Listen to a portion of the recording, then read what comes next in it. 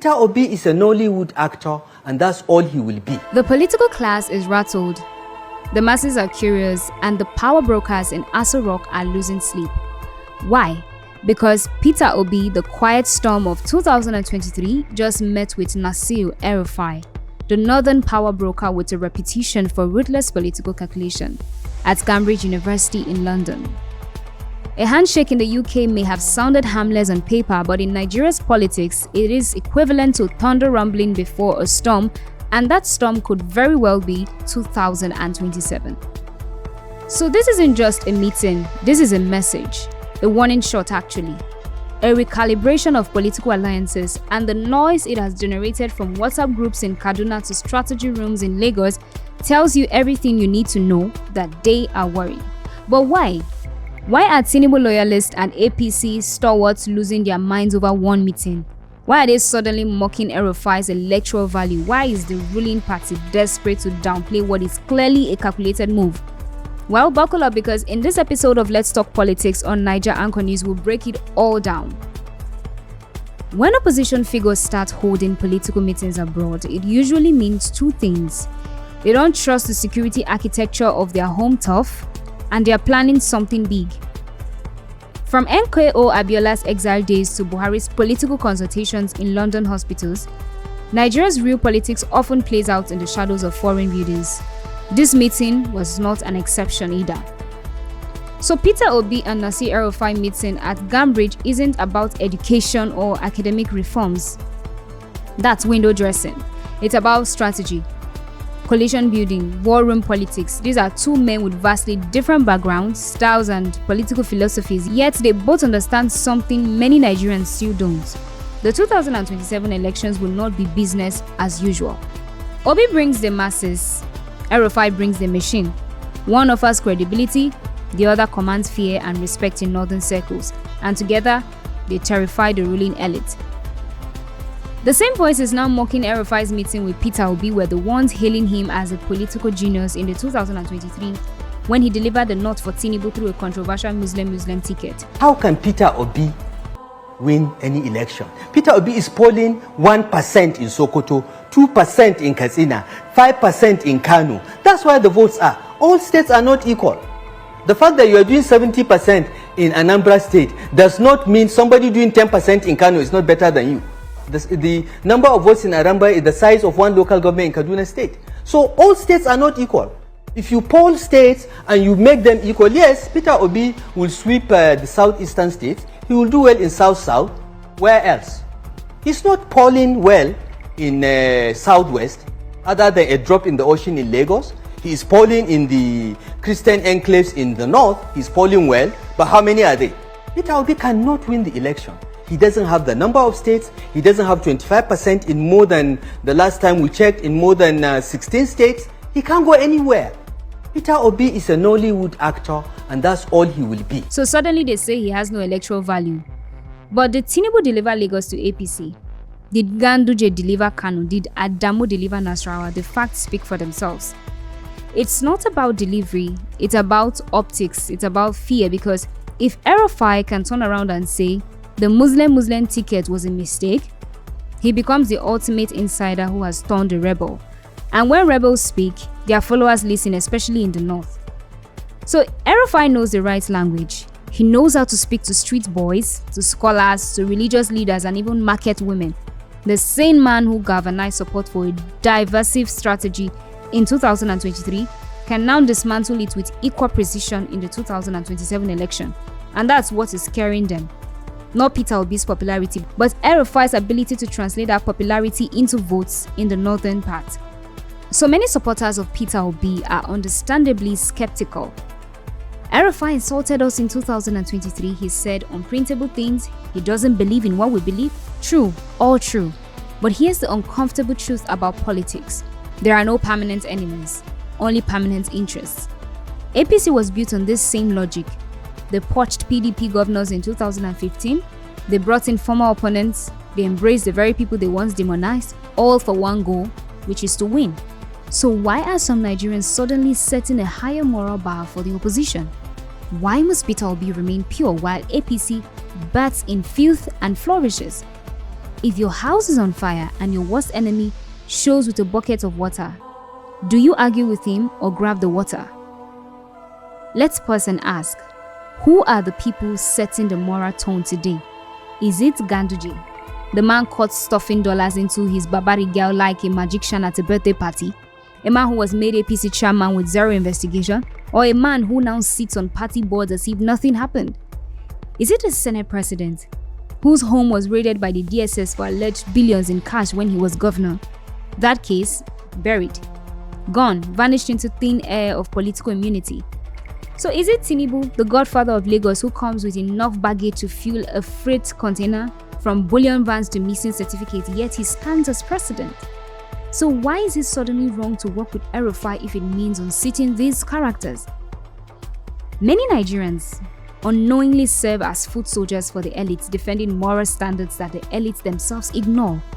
You reject alliances, you attack coalition efforts, you scream about purity, but guess what? Your enemy is building bridges even with former adversaries.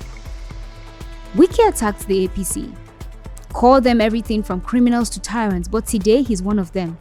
So is Udom Emmanuel, so is Okowa. The same people who vilified APC are now dining with them. Why? Because they understand one thing: interests override emotions. So if you're still saying don't work with El-Rufai, ask yourself, are you helping your cause or fighting for your enemy? Do you want to win in 2027, or do you want to write poetry about political morality? Because you can't do both. You don't win power by holding grudges, you win by assembling a team. And that team will include flawed people, because Nigeria's political class is universally flawed. When you get into power, you begin to clean the house. You set standards, you hold people accountable, but you must first win. That's what the APC understood in 2015, and that's what the opposition must understand in 2027. El-Rufai is a tool, a sharp one at that. If he helps cut through the APC's armor, then use him. Yes, El-Rufai said some terrible things, but listen to his words in 2027 when ethnic tensions threaten to boil over. We all need Nigeria. It is from within Nigeria we can all be greater. Our unity is our strength. Those were his words. This is not a man who's easily boxed in. He can switch tone when it matters. He can use divisive rhetoric to win elections, but he can also preach unity when it suits his goal. That's dangerous, but it's also valuable. So in 2027, it might just be what breaks APC's back. Peter Obi is not a man of impulse. He met with El-Rufai. It's not a coincidence. It's a strategy. He knows what's at stake, and despite his calm demeanor, he has shown again and again that he plays long-term politics. He's gathering people, he's gathering plans, he's gathering momentum. He said it himself: if you're not stealing, your wife is not stealing, your children are not stealing, you reduce corruption by 50%. Some of us who have been in office there, there's nothing called a list capture. You have to capture yourself first. If you're not part of it, you can dismantle it. Because it's like people telling you you can't fight corruption. And it's agreed. If you are not stealing, your wife, I make emphasis, is not stealing, your children are not stealing, you reduce it by 50%. Yeah. I have served as a governor. If you are not stealing, because for people to steal, you have to be stealing first. Because you have to approve what they steal. So if your own is stealing, everybody had his own. But if your own is not there, everybody will be scared to put that. The same thing goes with the elite capture. If people see you doing the right thing, in a country like Nigeria, which I used to, I'm talking about Africa, you have all the potentials to be a great nation. So nobody can tell you that, oh, Nigeria is hungry. No, you can't say that. Because we have all it takes to pull ourselves out of them. Nigeria doesn't have this, we have all it takes. So the elite captures that if you don't, you yourself have to say, listen, this is where we're going, this is what we want to achieve. And when people see you going the right path, they will. I've been in office where initially people didn't understand what I'm doing. And I was impeached. I was removed from office for a while. But the moment people knew what I was doing, they agreed with me.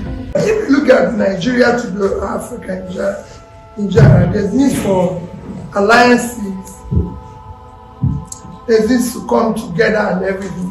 But I always say, let's have alliance, let's have all of us coming together against poverty, against hunger, against insecurity, and there's people who are thinking along the same line. We can no longer have coming together or forming alliances to continue the crime scene. It must be alliances to dismantle where we find ourselves today and start building a nation that will benefit everybody, especially the poor. And if that is working, of course, there's so many people who think like that. People who are aware of our problems, and now we will come together, we can solve that. And there are things that you can see, you can feel it, that people want to do the right thing. And I can tell you, I always tell people, those who want to do the right thing are far greater than those who are doing the right thing. But you know what happens that when you want to bring a change, it has happened to me as a state governor. You have for enemy all those who live up the old order because they gang together. And then you have those who don't believe whether you will succeed. So they don't want to take risk with you because they tell you, you're going to do this. I see that even every day. We say, they're going to kill you. This thing you're doing is wrong. This thing you're doing is not. Like when I was in Kish, you would say, now you're going back for impeachment. You have to stop doing things the way you used to do it. You cannot question everything. You cannot question that. But I always tell people, last year, 2023, when I was contesting for election for the office of the president, my head of service then, a very, I don't know how to describe her, very, very well educated lady, wrote a topic. I think she passed through Cambridge. He wrote an article which he wrote, it titled Stinginess as a development strategy. And people who read it, because when I came, everyone said, he's stingy, he's doing this, because I kept saying, why are we doing this? No, we can't continue this. We don't have money for this. Why would Governor of Anambra State have a lodge in Abuja? No, we don't live in Abuja, so we have to shut it down. And he's doing like that. Why are we going to have an office in Lagos? Why are we going to have presidential lodge? The president doesn't live here. So why are we going to do that? Shut it down. Why are we going to have this and all that? And everybody quarreled with this. I say things that people don't even like. Why are we going to have office of first lady? Nobody voted my wife. My wife, two of us live in the same house. So we're not going to create an office for her. Because what is the office going to do? I want to have people to advise her on different, what are they advising now? So, but it worked. Because we didn't have the money to sustain that rascality. So we shut it down. Initially it was difficult. People were questioning it. People were saying no to it. But when they started seeing us clearing backlog of debts, pension, everything, they knew, okay, this money we're saving here, we're putting it here. And people could see it. And that goes with what happens even with government. If you say, okay, we're no longer going to have this, say subsidy, where are we investing what we used to have here? Once people can see that, okay, because maybe I remove this, we're going to use it to pursue insecurity, we're going to use it in agriculture, we're going to use it to do this, people will go with you. But when you say, stop this one, and you don't see where it's going, they say, I have a problem. So that's the kind of man who can lead a coalition with moral authority, even if the coalition includes morally comprised figures, because the vision is bigger than the parts. So imagine a coalition where Peter Obi brings the youth and southern Christian vote. El-Rufai delivers significant chunks of the north, and aggrieved PDP governors bring their structures along. Add disgruntled APC figures and technocrats who believe in Obi's vision, and suddenly 2027 becomes a real fight. It won't be easy, there will be betrayals, there will be media wars, there will be sabotage, but the goal is clear: remove a ruling class that has plunged Nigeria into economic ruin, insecurity, and global disgrace. So let no one deceive you. You're not in this for emotional closure. You're in this for survival. The cost of food is insane. The naira is worthless. Insecurity is rampant. You don't have the luxury of purity tests. The ruling party has played you for too long. They switch alliances to win. They protect their criminals. They bury their scandals.